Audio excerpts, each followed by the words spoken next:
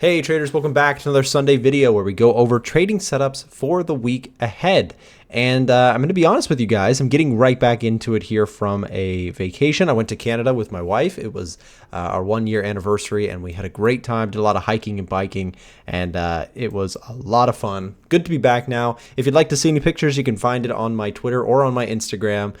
Just look up Trader Nick FX on either one, I believe. And yeah, so anyways, let's jump into some setups here for this week. Talking first about the dollar. The dollar index continued its push north while I was gone, continuing this kind of upward trend. This is a 1-hour chart. Let's switch to the 4-hour for a second.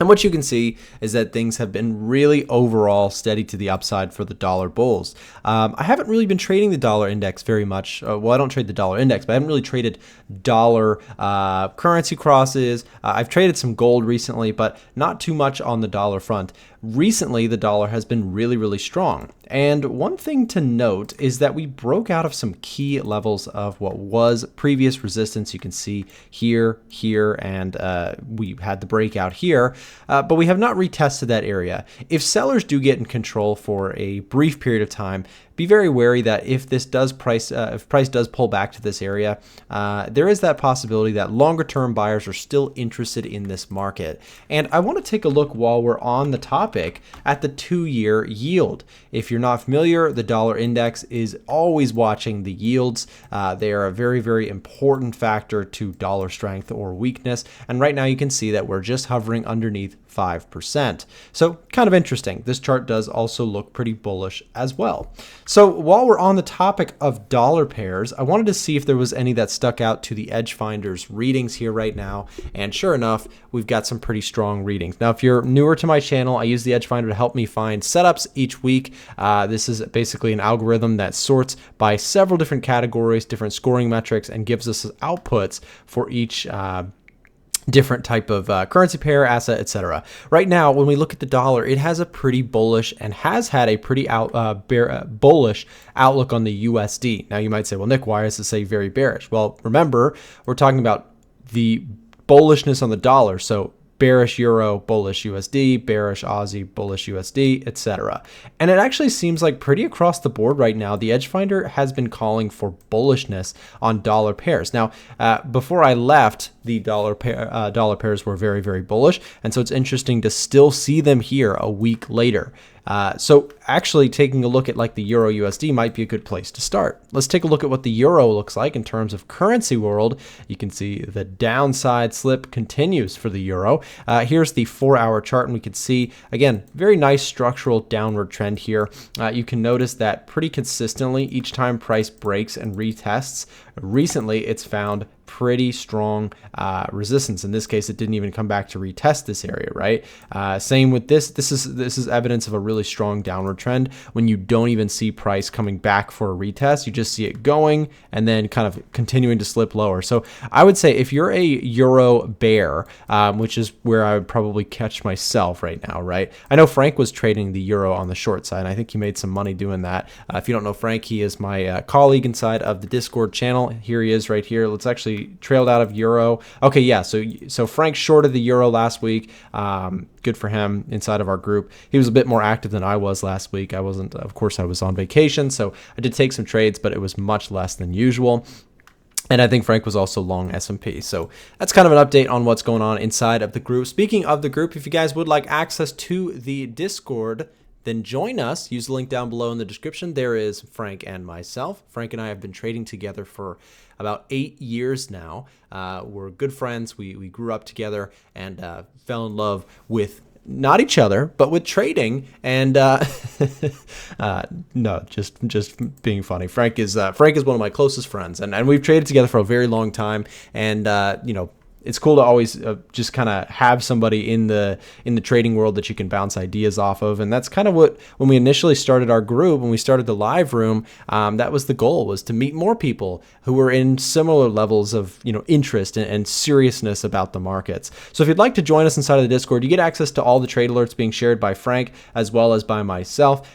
Before I left, I had a wonderful trade on the NASDAQ, which just ended up being a monster mover. I ended up trailing out for over $6 6,000 pips, and that was a 7-day trade. So that's actually longer than I usually will hold a trade, but it just kept going and going, and I wanted to let it run. So that was awesome. Again, if you'd like to get access to the trade alerts that we are sharing each week, please feel free to join us. Use the link in the description to sign up. And for those of you guys who are interested in getting access to our VIP, there is a discount code, a promo code in the description. If you punch in code YTVIP, if you put that in, it will discount your membership significantly. So check it out. Anyways, back to setups here. Again, I am still watching the euro, and I want to show you something a little bit about the euro. So I was mentioning that when you get these breakouts to the downside, like big slips underneath levels of support like this, and they don't retest, what that usually tells me is that the market is really trending strong. So right now, it's pretty clear the euro is in a strong downward trend. It had this little breakout attempt, right? You draw your trend lines, little breakout attempt, came back in, head and shoulders kind of thing, and continued back the other direction. So, sellers are still in control of this market, in my personal opinion. If you are a bull, here's what I would say. If you're bullish this week on the euro, this wick was not your friend, right? That wick is ugly for bulls, because bulls are saying, okay, here we go, let's get this breakout going, and nope, we came right back down, faded that entire wick, and that tells you that if you're looking at the euro has a lot of sell interest right now. So if you're a bull, probably want to see some successes where previous failures were had, right? For me, this is a ways away from really being able to be bullish on the euro, especially with all this dollar strength that we've got. However, on the bearish side, a break and retest actually does continue to make sense. Now, again, I've been bearish on the euro. I took a couple trades. I know Frank took a trade while I was gone. We've been bearish on the euro. It's one of our most bearish currency pairs, thanks to the algorithm basically pointing us in that direction to keep an eye out for bearish setups. I know Frank caught a couple. I caught one as well. So we'll see if we can catch some more euro downside. But again, looking for breakouts, retests, and then you may get something, of this nature. For me as a swing trader, I don't hate this idea, right? So the idea would be, again, that wick for sellers is defense. For buyers, that's just an area of pain, right? Because it's like, well, we almost had something and then it didn't happen, right? So sellers love this area as probably an area of defense, right? So if price were to come down, retest here, and let's say my entry just was not as good as I thought, I would expect for that level to hold and keep me in the trade. But if I'm a seller and this thing comes into play and this just blows through, then that's my get out point. Right? Hopefully that makes sense. But again, that is how I would probably structure looking for a trade this week if I was to trade the euro. Now, I would like to see a break through the lows and then any sort of retest into that zone. I'd be looking to sell. If I take that trade, again, you'll see it inside of the Discord channel. Remember, we share all of our trades inside of the group there, and we chat, amongst the team and different people from all over the world can have discussions within our group. So, for those of you who are already in there, keep an eye on the euro. That's something that I am looking out for, and I will share if I do take any trades there. NASDAQ, let's take a quick look at this one. So again, one of my favorite things in the world to trade. It's probably my most profitable single asset is the NASDAQ. I've traded the NASDAQ for years. It's one of my favorite things to trade. And I want to talk a little bit about what's gone on since I got out of my trade. So again, I caught near the lows and stayed in despite this big wick. I stayed in this trade for a whole week, ended up getting out like right here. So it didn't really go any higher from that point, but it has since kind of gone sideways. And the question is, am I going to get back long? Well, for me right now in the EDGEFINDER, there's no real indication to get long NASDAQ. Usually when I'm taking trades, I'm looking for confirmation. Speaking of trade ideas, one quick one I want to do is oil. US oil has a really strong reading and a really strong chart. Here's the 4-hour chart. In my opinion, these pullbacks look really interesting going into this week. So I know Frank and I will probably both be watching oil. If price does pull back into these zones, there may be some pickups for us. And again, like I said, if we call that out, you'll see it inside the group. Let's also take a quick second. We'll come back to more setups off of the EDGEFINDER in just a moment. Let's look at the smart money tracker and see what we've got here for this week. So this week, So speaking of oil, you can see that there's blue text here. Now the Smart Money Tracker, if you're newer to my channel, what this page does, what this software does, the EDGEFINDER is our product that we build here at A1 Trading. We're a software company. That is our primary way of making money as a company. We build tools for traders. We have 3 different people on our development team and a staff of people who help train and work with customers who like to get access to just tools that help them trade more effectively. I've used this stuff for years. You know, I've only made it kind of public with my company in the last year and a half, but we're really excited where the software has gone. Anyways, this is the Smart Money Tracker page, and the Smart Money Tracker page is a pretty popular one because it allows traders to take a look at what institutional level traders, hedge funds, banks, etc., are buying and what they are selling week to week. And so when we take a look at this data, what you can see here is that if we see all the colors, the colored text here, right? Blue or red colored text, that tells us that there was a noticeable change, either bullish blue or bearish red. So if we're taking a look at oil as an example, you can see there's a huge number of long contracts, but notably there was a huge increase in longs last week and a huge decrease in shorts last week. So this was an incredibly bullish report for the oil market. Let's compare that to a bearish currency pair. Take a look at this. Australian dollar had a significant decrease in long contracts and a huge increase in short contracts. So clearly some very bullish signals for oil and some very bearish signals for the Australian dollar. By the way, we added these new charts and these are just looking great. I'm actually looking at them for myself here for the first time. Frank has been kind of coordinating this page a lot recently. He's done a great job. So yeah, really, really big. Another thing to notice is that we still do have overall, when it comes to gold, right? Another notable thing people want to talk about, gold, slight decrease in longs, big decrease in shorts this past week, which is kind of a interesting little report. Overall, I'd say this is a pretty bullish report considering a ginormous decrease in short positions. So I thought that was kind of interesting. And again, we can take a look at the top chart just to get a visual board of what things are looking bullish or bearish. So gold looking pretty bullish, euro bullish, oil bullish, pound bullish. Silver, of course, bullish as well.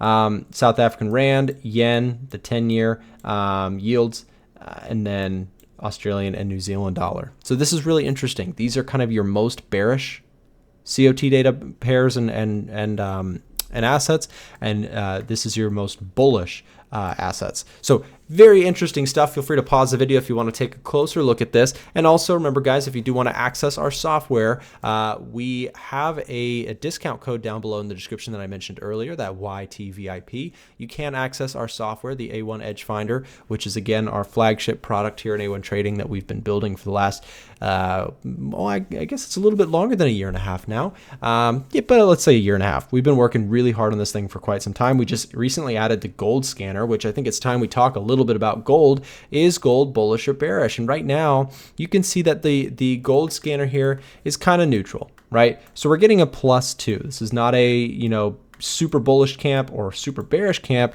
It's kind of a neutral camp. And what I mean by that +2 takes into account lots of different things, but you can see it's a mixed report. It's not all blue or all red, which is more interesting. You know, if we go to Forex Majors, right, we talked to Euro, remember? Look at this, an all red report. This is a red out for the euro. This is incredibly bearish off of the EDGEFINDER.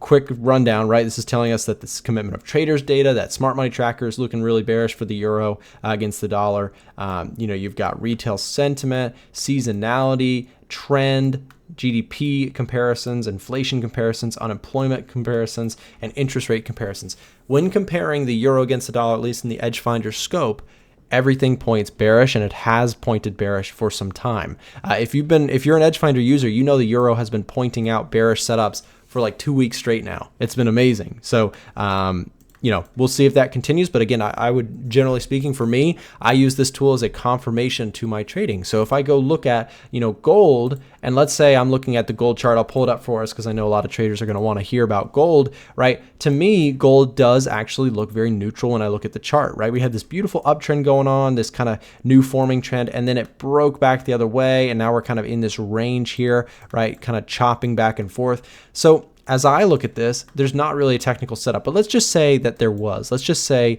that I was seeing chart patterns like this, right? And I looked really bearish, and I'm like, oh, should I, maybe look at this a little bit closer, possibly sell the gold market? And then I look at the edge finder, it gives me a neutral reading. I might be less inclined to do it. But if I look at this setup and the edge finder has a really strong sell bias on it, that might give me extra confirmation, and I'll take that into consideration when I place my next trade. Maybe I will like that trade a little bit more, or maybe I'll avoid a trade. So many people are so focused on give me the best trade ideas now that sometimes they forget that sometimes the best trade that you can take is no trade at all, and just avoid taking a trade that you shouldn't have taken in the first place. That, if you think about it, how much money would you have saved yourself if you had extra confirmation that kept you out of so many bad trades? That would be game changer, right?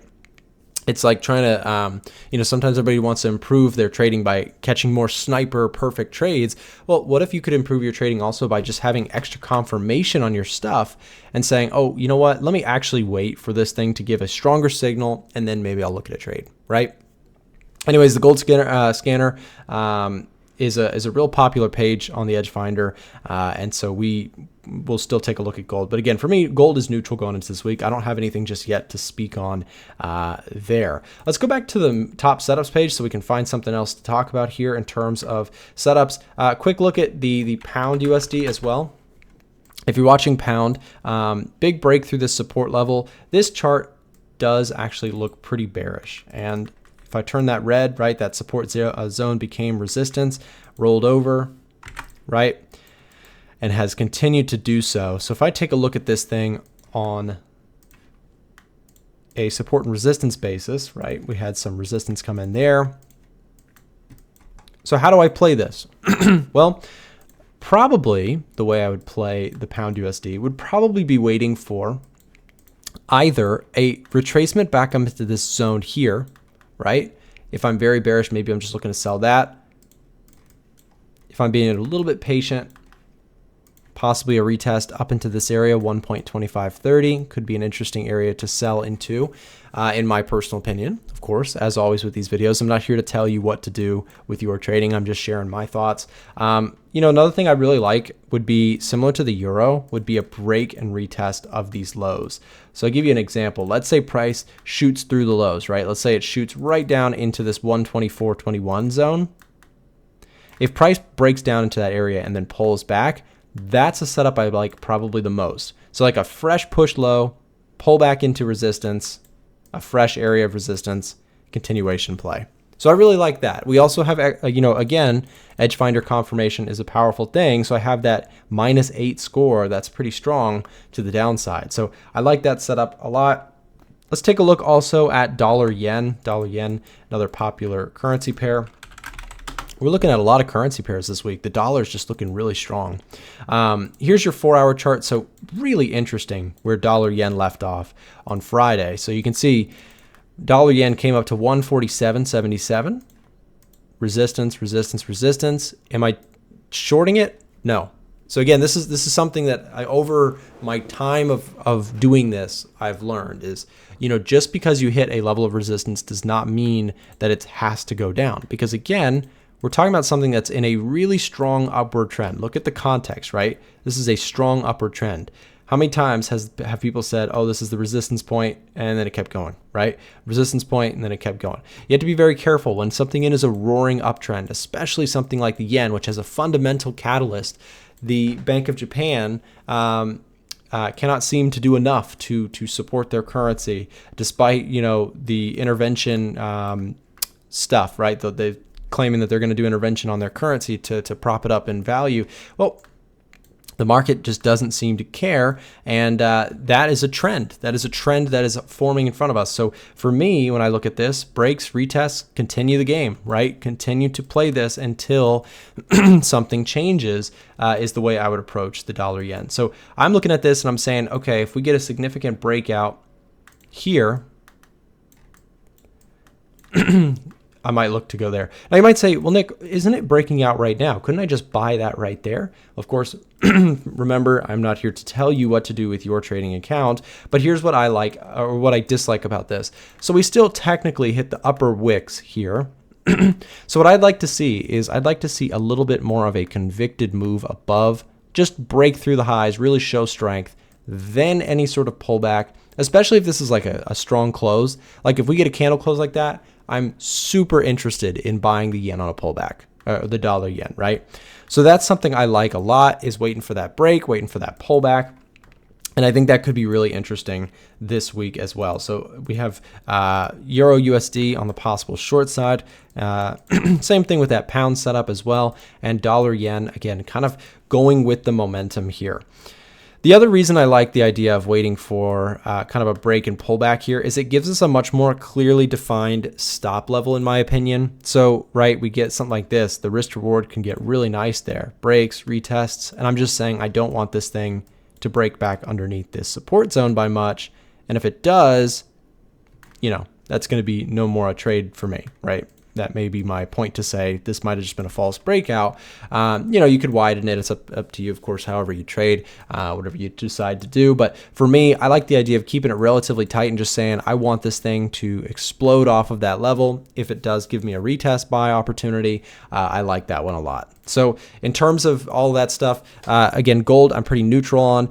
In terms of top setups for me this week, it's actually going to be more currency focused than usual. A lot of you guys know I trade a lot of gold and indices, NAS, and things like that. I did trade last week. Primarily what I traded was a lot of options. I did some options on the Dow. I actually sold puts, which ended up being a nice profit of like $400 or $500 last week. Sold Russell puts as well. Or actually, I did covered calls on Russell, so that actually ended up being not necessarily a great week because the Russell went down, but I made some money shorting some calls on the Russell, so it sort of hedged the fall a little bit. So anyways, yeah, it was a decent week last week, despite all the some of the craziness with the dollar strength coming in and pushing indices down. In terms of indices lovers out there like myself, like I said earlier in the video, I'm just waiting for the price to get a little bit more of a clear direction. And with the kind of situation of the dollar strength, I think it's putting a lot of pressure on the indices. Right now, I'm going to focus on just kind of playing the dollar strength until it's no longer. And when it is no longer, perhaps the indices are back to play and I can look to get long those things.